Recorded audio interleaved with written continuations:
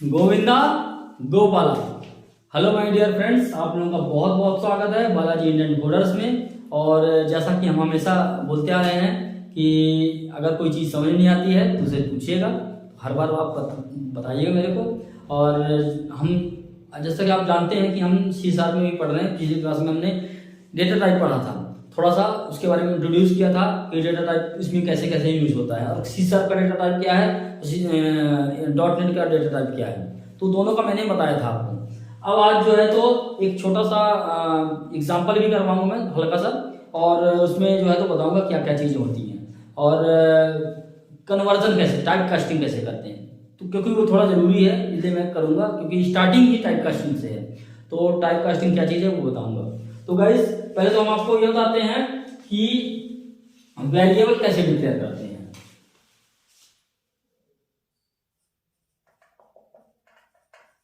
Variable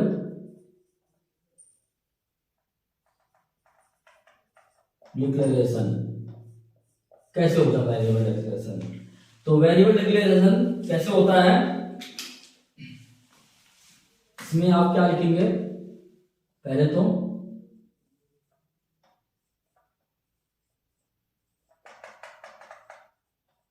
modifier, ठीक, ये हो गया क्या? मॉडिफायर। फिर क्या है? कॉन्स्ट है, कॉन्स्ट, ठीक है ना। ये मैं क्या लिख रहा हूं? सिंटेक्स लिख रहा हूं। क्या लिख रहा हूं? सिंटेक्स है ये। फिर कॉन्स्ट है, फिर क्या है? फिर है आपका टाइप है,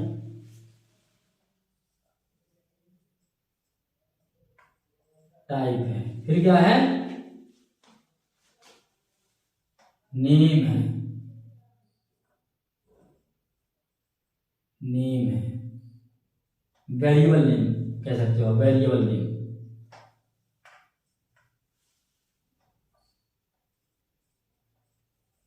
वेरिएबल नेम है, नेम है। फिर इसके बाद क्या है?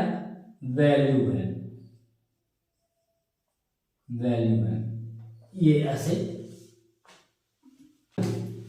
ये भी ऐसे है, ऐसे, ठीक है ना। अब आप समझिए इसको। ये जो मैंने आपको बताया था ना कि ऐसे और ऐसे के अंदर जो लिखा जाता है वो क्या है? रिक्वायर्ड है पर ऑप्शनल। इसमें कई ऑप्शन है, प्राइवेट पब्लिक जो भी है, इसमें ऑप्शन डालना पड़ेगा। बाय डिफॉल्ट पब्लिक है यहाँ पे, ठीक है ना। तो अभी पब्लिक के लिए मैं बता रहा हूँ, वेरिएबल पब्लिक हो जाती है। फिर आप सॉरी, पब्लिक नहीं, प्राइवेट हो जाते हैं। अभी बाय डिफॉल्ट प्राइवेट है, अगर हम नहीं लिखेंगे एक्सेस मॉडिफायर तो वो बाय डिफॉल्ट प्राइवेट हो जाएगा। फिर एक आइटम का तो मतलब ये है कि रिक्वायर्ड है रिक्वायर्ड, बट एक बाय डिफॉल्ट अपने आप भी होता है। दूसरा क्या है? ये वाला आइकन, ये वाला जो वो है लिखने का तरीका, इसका मतलब ये पूरा ऑप्शनल है।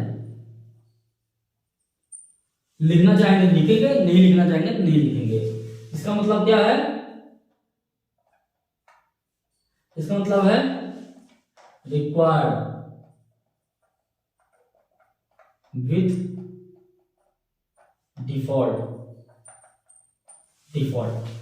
डिफॉल्ट अपने आप ही है, ये रिक्वायर्ड है, ऑप्शनल है। ये रिक्वायर्ड नहीं है, ये रिक्वायर्ड नहीं है, ये ऑप्शनल है। ये क्या है? इसका मतलब क्या होता है? रिक्वायर्ड है, रिक्वायर्ड। इसमें कोई डिफॉल्ट चीज नहीं होती है। ये क्या है? ये भी रिक्वायर्ड है, ये भी रिक्वायर्ड है, और ये क्या है? ये ऑप्शनल है।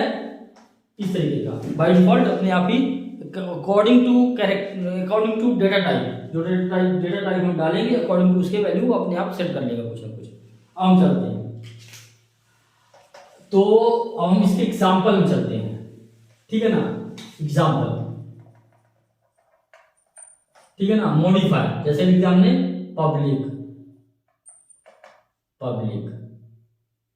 कॉन्स्ट डेटा टाइप,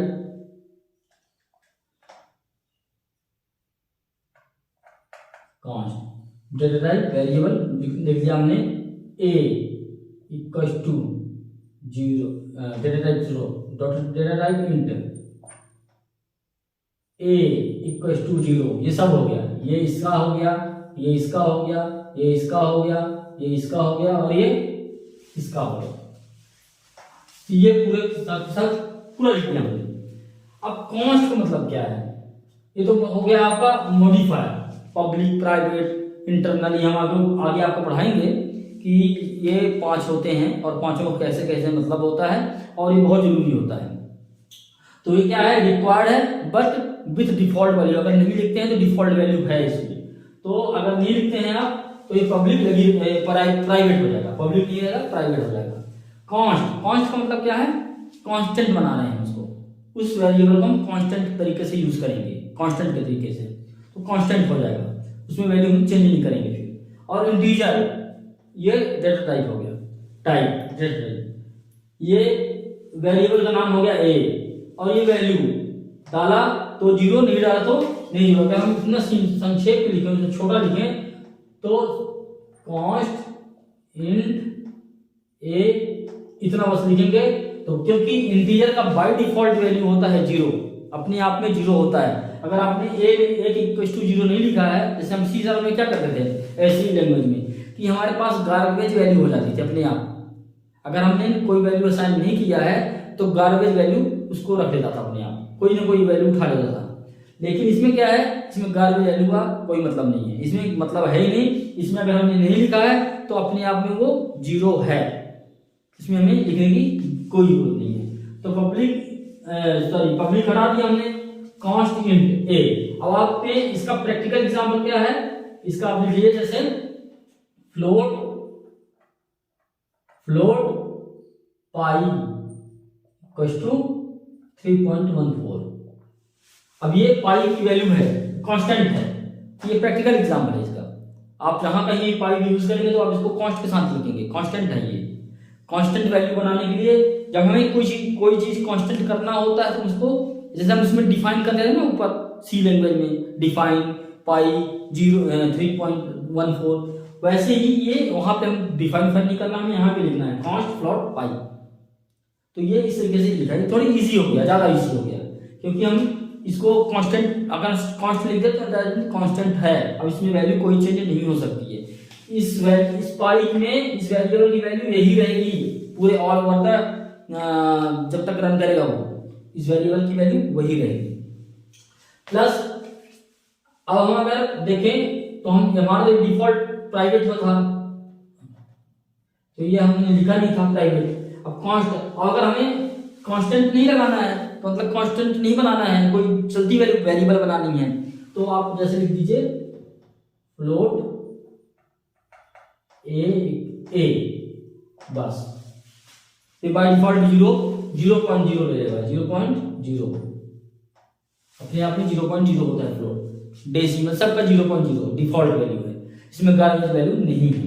तो ये क्या हो गया आपका कि यहाँ पे आप इसमें से सिंपल हम जनरली लिखते हैं क्या है, जैसे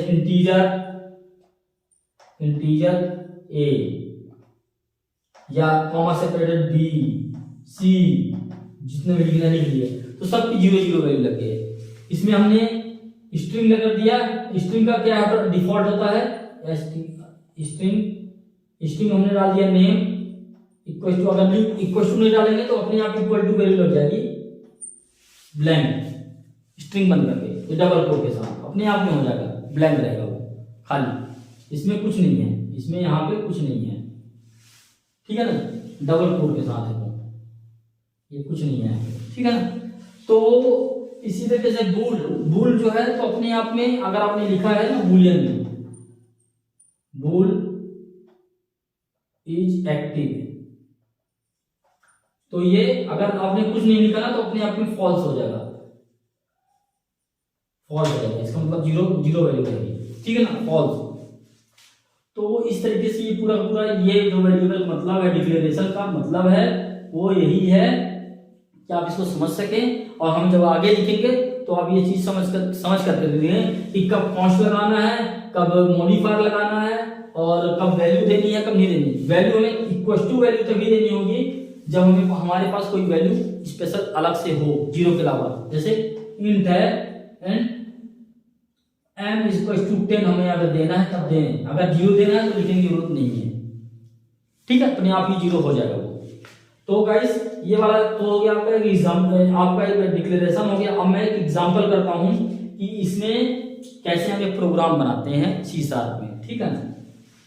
तो गाइस अब हम प्रोग्राम में आते हैं, क्योंकि हम धीरे धीरे आगे की तरफ बढ़ रहे हैं और अभी हम कंसोल एप्लीकेशन ही बनाएंगे कंसेप्ट समझने के लिए। उसके बाद हम विंडो एप्लीकेशन में चलेंगे।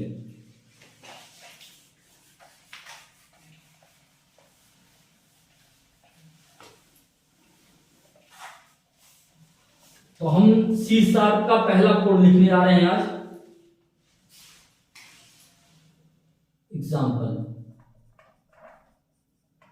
एग्जाम्पल, ठीक है ना। एग्जाम्पल करने जा रहे हैं यूजिंग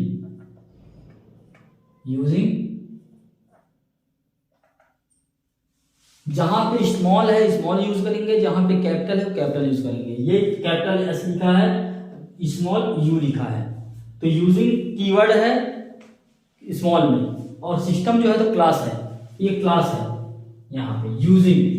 फिर क्या लिखेंगे हम, क्लास बनाएंगे। क्लास का नाम दे दिया हमने एग्जाम्पल, मान लो एग्जाम्पल दे दिया हमने, ठीक है ना। फिर क्या करेंगे हम, स्टैटिक वॉइड मेन, ये फंक्शन है हमारा। मैंने आपको बता दिया था स्टैटिक का मतलब एंट्री पॉइंट है, मतलब कंपाइलर जब भी आएगा काम शुरू करने, सबसे पहले इसी क्लास में आएगा मेन में। अब मेन से फिर आगे बढ़ेगा जहां जहां पहुंचाना होगा। तो एंट्री पॉइंट है कंपाइलर का। इसमें हमने क्या किया, एंड हम क्या करते हैं, एक काम करते हैं हम एडिशन ऐड करने के ना, 2 नंबर ऐड करने के बना लेते हैं, ज्यादा इजी रहेगा, तो आपको समझने में ज्यादा आसान रहेगा। तो एंड X Y Z, ठीक है। 3 हमने वेरिएबल ले लिया, X Y Z, तीनों वैल्यू अपने आप ही डिफाइन हो जाएगी 0, अपने आप ही, इसमें डालने की जरूरत नहीं है, गार्बेज वैल्यू नहीं लेगी। फिर क्या है,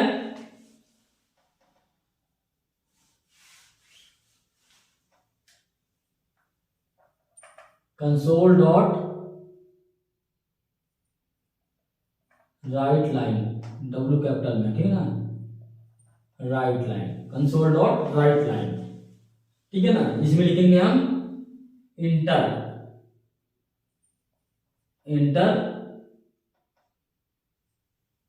X वैल्यू, ठीक है ना। ये कर दिया हमने, ये मैसेज डालने के लिए प्रिंटर, लाइक प्रिंटर। ये हमने सिस्टम डॉट कंसोल क्यों नहीं लिखा, क्योंकि सिस्टम ने ऊपर यूजिंग कर दिया, तो सिस्टम डॉट कंसोल नहीं लिखेंगे, हम कंसोल लिखेंगे अब direct, console dot C capital में है ना, ये ध्यान रखिएगा। तो कंसोल डॉट राइट लाइन हमने मैसेज डाल दिया, प्रिंटफ के बराबर है। फिर हमने क्या किया, X इक्वल टू पार्स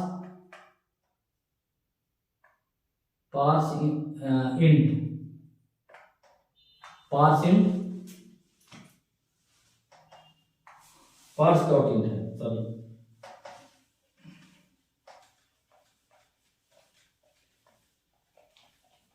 ऐसे लिखेंगे इसको,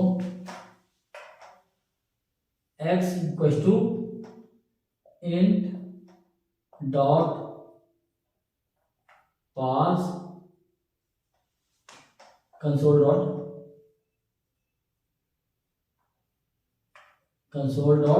रीड लाइन।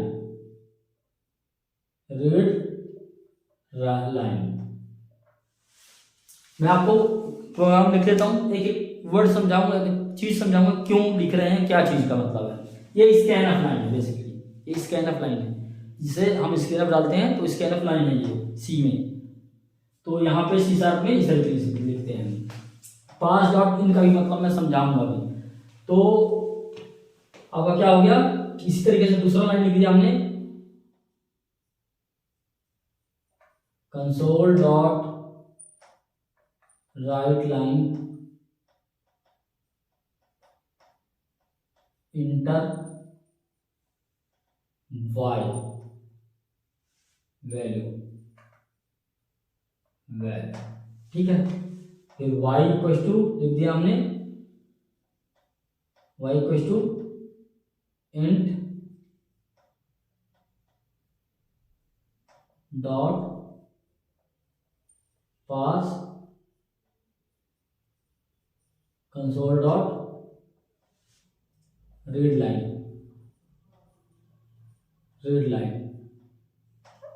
ठीक है ना, ये मेथड बना दिया हमने कंसोल डॉट रीड लाइन। अब ये x और y की वैल्यू हमने इनपुट ले लिया। अब हम क्या करें, z इक्वल टू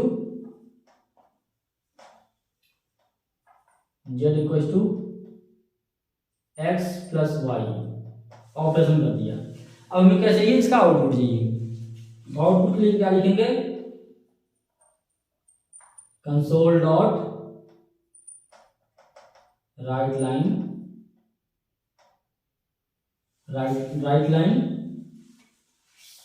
और इसमें लिखेंगे हम 0 प्लस 1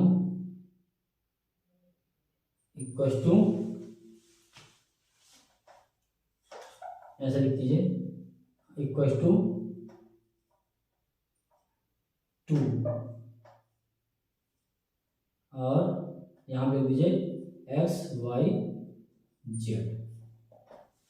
और ये क्लास खत्म हो गई यहाँ से, ठीक है ना। अब देखिए मैं आपको एक लाइन समझाता हूँ क्या है। ये हमारी क्लास है, इसको हमने यूजिंग, जैसे आप लिखते हैं उसमें ना इंक्लूड, सी लैंग्वेज में लिखते हैं इंक्लूड, वही इंक्लूड ये यूजिंग है। हेडर फाइल डाल रहे हैं, क्लास लाइब्रेरी डाल रहे हैं। सी शार्प के सिस्टम जो है तो रूट क्लास है, जहाँ पे सारी बीसीएल आपका जो है तो बेस क्लास लाइब्रेरी सारी की सारी रखी हुई है। तो सिस्टम हमने डाल दिया। सिस्टम डालने के बाद हमने एक क्लास बनाया एग्जाम्पल नाम से। मान लीजिए अभी हमने क्लास अभी नहीं पढ़ा है ठीक से, हम आपको क्लास बताएंगे क्या होता है, लेकिन अभी आप मान लीजिए एक चीज हम बना रहे हैं, ब्लॉक बना रहे हैं, कंटेनर बना रहे हैं, क्लास नाम से, एग्जाम्पल नाम से कंटेनर बना रहे हैं। तो हमने क्या किया, यहाँ पे एक कंटेनर बना दिया एग्जाम्पल, ये कंटेनर है, कंटेनर बनाने के लिए, ठीक है ना, क्लास नाम से एग्जाम्पल नाम से हमने कंटेनर बना दिया। अब हम क्या करेंगे, हमने एंट्री पॉइंट लिख दिया सी शार्प में, स्टैटिक वॉइड में। अब देखिए एक्स को डिक्लेयर कर देते हैं, जैसे कि जिस तरीके से आपका सी में होता है वैसे ही यहाँ पे भी कर रहे हैं, वैसे यहाँ पे भी कर रहे हैं। अब हमारा ये लाइन जो है तो वो क्या है, प्रिंटर लाइन है, प्रिंटर लाइन है, ठीक है ना। ये क्या है, स्कैनफ लाइन है, स्कैनफ लाइन है, ठीक है ना। ये भी प्रिंटफ है और ये भी स्कैनफ है, ठीक है ना, और ये भी प्रिंटफ है। ये रिजल्ट वाला भी क्या है, प्रिंटफ लाइन है, प्रिंटफ है। अब आपको समझाता हूं एक एक करके। अब ये कंसोल लिखा है तो सिस्टम क्लास का कंसोल एक मेथड है, कंसोल एक क्लास है, उसमें उसका मेथड है right line. Right line printf की तरीके से काम कर रहा है। मतलब राइट लाइन कहाँ लिखा हुआ है, एक मेथड है, फंक्शन है। ये फंक्शन कंसोल के अंदर लिखा हुआ है, कंसोल का क्लास, कंसोल क्लास है, उसमें लिखा हुआ है राइट लाइन, और वो कंसोल कहाँ पे है, सिस्टम क्लास के अंदर है। आप समझिए, ठीक है ना। मतलब सिस्टम का कंसोल हुआ, कंसोल से मेथड बना, इसमें मेथड है, ये मेथड फंक्शन है। तो मतलब फंक्शन हमारा राइट लाइन है, राइट लाइन कौन सी क्लास में है, कंसोल क्लास में है। कंसोल कौन सी क्लास में है, सिस्टम क्लास में है, ठीक। तो ये हमने प्रिंट आउट कर दिया मैसेज, एक मैसेज दिखा दिया। अब हम क्या कर रहे हैं, अब आप देखिए यहाँ पे हमने इंटर किया वैल्यू x, तो x का वैल्यू हमने डाल दिया, मान लो अभी हमने केवल प्रिंट आउट हो गया, दिखा दिया, मैसेज दिखा दिया, वैल्यू नहीं लिया। वैल्यू लगा इस लाइन में, x equal to int dot parse console dot read line sorry. तो कंट्रोल डॉट रीड मतलब रीड करे, स्कैनर रीड करे, रीड लाइन। एक तो देखिए दो चीजें हैं, एक रीड है, एक रीड लाइन है, राइट लाइन है, चार मेथड है, ठीक है ना। मैं उनको बताऊंगा, लेकिन अभी आप इस लाइन को बता दूं कि कंसोल डॉट रीड लाइन, मतलब रीड करे वैल्यू को और एक लाइन दे दे, एक लाइन भी डाल दे, मतलब न्यू लाइन डाल दे। ये न्यू लाइन के लिए एक ऐसे लिख दिया है। मतलब अगर आप देखिए तो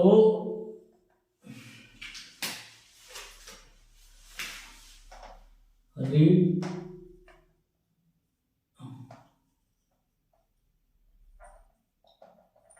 राइट और राइट लाइन दो मेथड है, ठीक है ना। तो राइट मतलब सीधे सिंपल राइट कर लेगा और उसमें स्पेस देकर के, स्पेस भी नहीं देगा, उसके आगे और कुछ लिख देगा। लेकिन अगर आपने लाइन लिख दिया है तो न्यू लाइन भी लग जाएगा, न्यू लाइन लग जाएगा, मतलब एक नीचे लाइन आ जाएगा, लिख करके नीचे लाइन में आ जाएगा लिखने के लिए। तो ये अंतर है। वैसे ही रीड और रीड लाइन में तो चार मेथड है, चारों को अलग अलग यूज करते हैं। जब हमें न्यू लाइन चाहिए होता है तो हम रीड लाइन लिखते हैं, और जब हमें न्यू लाइन नहीं चाहिए होता है तो हम रीड बस लिखते हैं, ठीक। तो अब जो है, तो आप देखिए यहाँ पे कंसोल डॉट राइट कर दिया हमने, रीड कर दिया। अब इंट डॉट पार्स है, इंट डॉट पार्स इसका क्या मतलब है? ये है टाइप कास्टिंग। टाइप कास्टिंग मतलब एक टाइप से दूसरे टाइप में कन्वर्ट करना। अब कैसे कर रहा है ये, अब क्यों यूज कर रहे हैं हम? क्योंकि जब कंसोल से, ये हमारे पास एक कंसोल है, एक कंसोल में हमने लिख दिया 10, तो कंप्यूटर ये समझ रहा है कि ये कैरेक्टर है, स्ट्रिंग, एक 1 है एक 0 बराबर स्ट्रिंग है, ये स्ट्रिंग जैसे ले रहा है, तो स्ट्रिंग वैल्यू आ गई हमारे पास, और हमारा इंटीजर है वैल्यू को, क्योंकि ऐड करेंगे हम, तो उसको हम कन्वर्ट करवा रहे हैं किसमें? String to integer, string to integer. तो ये टाइप कास्टिंग है, यहाँ पे ये टाइप कास्टिंग है। तो यहाँ पे टाइप कास्टिंग करके कैरेक्टर से इंटीजर बना दिया, तो ये x = 10 कर दिया, ठीक, इंटीजर वैल्यू आ गई हमारे पास। ऐसे ही y की वैल्यू आ गई 20, ठीक, और z तो इंटीजर है ही, तो z को कर दिया इसने z = 10 + 20 = 30 आ गया, ठीक। अब 30 आ गया, अब 30 को दिखाना है, ठीक ना, 30 को दिखाना है, थोड़ा एग्जांपल सही रहे तो अच्छा लगेगा। तो 30 को दिखाना है अपने को, तो 30 को दिखाएंगे हम, तो ये फॉर्मेट स्ट्रिंग फॉर्मेटिंग है, ये इसको कहते हैं स्ट्रिंग फॉर्मेटिंग। 0 1 2 हमने लिख दिया, तो ये दिखाएगा कैसे? रिजल्ट में आउटपुट आएगा 10 + 20 = 30, ऐसे रिजल्ट आएगा, ऐसा लिखा हुआ। 0 मतलब ये 0 के प्लेस में है, ये 1 के प्लेस में है, ये 2 के प्लेस में है, ये तीनों प्लेस में है। इन तीनों को प्लेस ले लिया हमने कि इसमें 0 में x की वैल्यू आ जाएगी, 1 में y की वैल्यू आ जाएगी, और z में z की वैल्यू आ जाएगी। ये ऐसे लिखने लगेगा, बीच में इक्वल टू लगा है, इक्वल टू आ जाएगा। तो ये स्ट्रिंग फॉर्मेटिंग है, इसको कहते हैं फॉर्मेटिंग, इसको फॉर्मेटिंग है, स्ट्रिंग फॉर्मेटिंग, स्ट्रिंग फॉर्मेटिंग। तो मैंने आपको ये बताया कि किस तरीके से ये काम कर रहा है, ठीक है ना। अच्छा, एक चीज और है, इस लाइन को जो है ना, इस लाइन को आप, ये जो लास्ट वाली लाइन है, इस लाइन को आप ना एक और तरीके से लिख सकते हैं। कैसे? आप लिखिए, इसको लिखिएगा, मैं आपको बता रहा हूं यहाँ पे।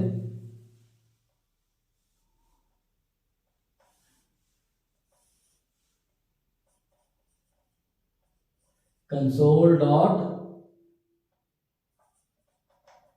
राइट लाइन, और यहां पे लिखेंगे आप, यहां पे लिख दीजिए आप x, ये लिख दिए, फिर +x,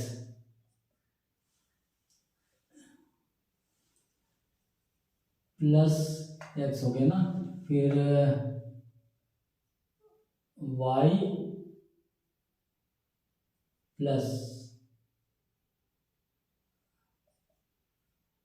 ये, और यहाँ पे स्पेस है इक्वल टू प्लस z। अब यहाँ पे देखिए आप, ये एक स्ट्रिंग है, एक स्ट्रिंग ये है, और एक स्ट्रिंग ये है, 3 है, ठीक है ना। यहाँ पे दिखा रहे हैं क्या, x की वैल्यू डालेगा, यहाँ पे x प्लस उसकी वैल्यू डाल रहा है, ठीक है ना।